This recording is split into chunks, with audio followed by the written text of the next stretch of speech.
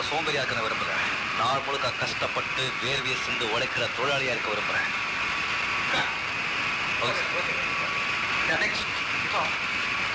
ரஜினிய பாத்தியா? சூப்பரா இருக்காரு.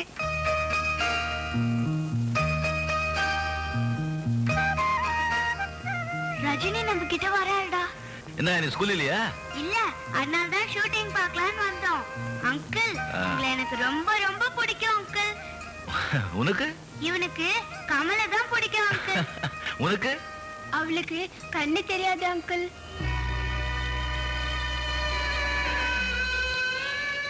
உன் பேர் என்னம்மா? லட்சுமி. அங்கிள், நீங்க கருப்பா இருப்பீங்களாமே? ஆமா. உங்களை நான் தொட்டு பார்க்கலாமா? பார்க்கலாமே.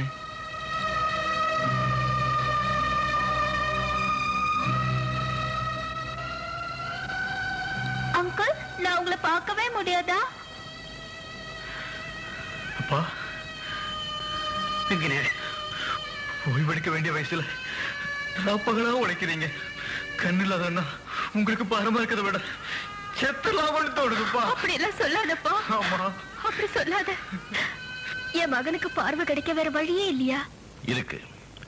இறந்து போனவங்க உடம்புல இருந்து 6 மணி நேரத்துக்குள்ள அவங்க கண்ணை எடுத்து கார்னியல் டிரான்ஸ்பிளான்டேஷன் ஆபரேஷன் மூலமா பார்வை இல்லாதவங்களுக்கு அந்த கண்ணை வச்சா அவங்களுக்கு பார்வை வரும். நம்ம நாட்டுல கண் பார்வை இல்லாதவங்க எத்தனையோ பேர் இருக்காங்க.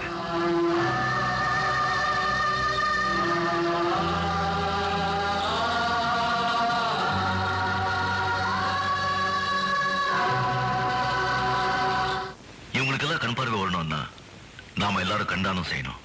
நானும் என் கண்ணை பதிவு செஞ்சிருக்கேன். சார், இது நான் கண்தானம் பண்றதுக்கான விண்ணப்பம். இதுல 15 இருக்கு. என் உறவினர்கள், நண்பர்கள் எல்லார்கிட்டையும் கையெழுத்த வேண்டி வந்திருக்கேன். ரொம்ப தேங்க்ஸ். போயிட்டேன் சார். இந்தாங்க சார் என்னோட அப்ளிகேஷன். இது என் அப்ளிகேஷன்.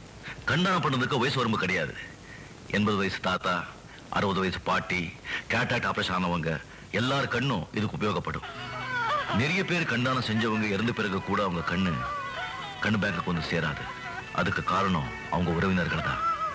இறந்த பிறகு உடம்பு ஹாஸ்பிட்டலுக்கு கொண்டு போய் ஆபரேஷன் பண்ணி கண்ணை குழி தோண்டி முகத்தை எங்கே விகாரமாக்கிடுவாங்களோங்கிற பயம்தான்.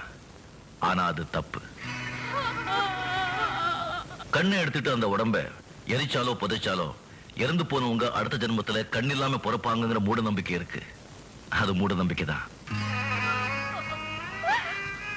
மாமா, அவர் கண்தானம் பண்ணதை என்கிட்ட சொன்னாரு.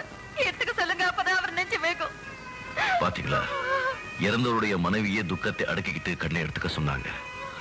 துக்கம் நடந்த வீட்டுல கண்ணை கொடுக்கறதுக்கு மருந்துடுறதும் மறக்கிறதும் இயற்கை. ஆனா பக்கத்துல இருக்கிறவங்க தான் அவங்களுக்கு பக்குவமா எடுத்து சொல்லி கண்ணை எடுத்துக்க ஏற்பாடு செய்யணும். ஏன்னா அது ஒரு புண்ணிய காரியம். இறந்த உடனே கண் டாக்டருக்கு தெரிவிச்சா அவங்களே வீட்டுல வந்து எடுத்துக்குவாங்க.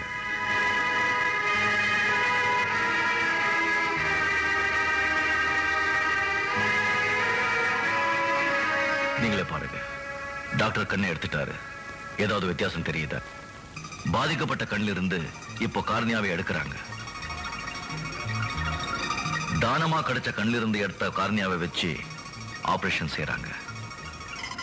பார்வை இல்லாதவங்களுக்கு பார்வை வந்துடும். அம்மா, அப்பா, என்னங்கப்பா என் மாச சம்பளம்? இனிமேல் நீங்க வேலைக்கே போக கூடாது. என்னை ஆசீர்வாதம் பண்ணுங்க. எங்களை கும்பிடுறதோட உனக்கு பார்வை கிடைக்க கண்தானம் செஞ்சாரே, அவர் ஆத்மா சாந்தி அடைய வேண்டிக்கப்பா. வேண்டிக்கிறோம்மா.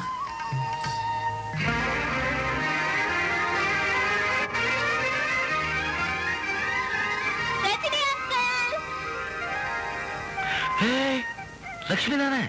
ஆமா, நீங்க சொன்னபடி ஒருத்தர் என்ன கண்தானம் கொடுத்ததுனால எனக்கு பார்வை வந்துச்சு. ரொம்ப தேங்க்ஸ் அங்கிள். எனக்கு அம்மாவை பார்க்கணும், அப்பாவை பார்க்கணும், சேகரை பார்க்கணும், எல்லாரையும் பார்க்கணும். யாராவது எனக்கு உதவி செய்வீங்களா?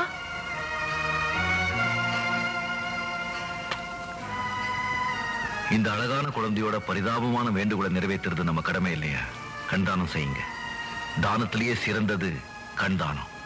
கண்தானம் குறித்து தொடர்பு கொள்ள வேண்டிய தொலைபேசி எண்கள்: சென்னையில் சங்கர நேத்ராலயா கண் மருத்துவமனை,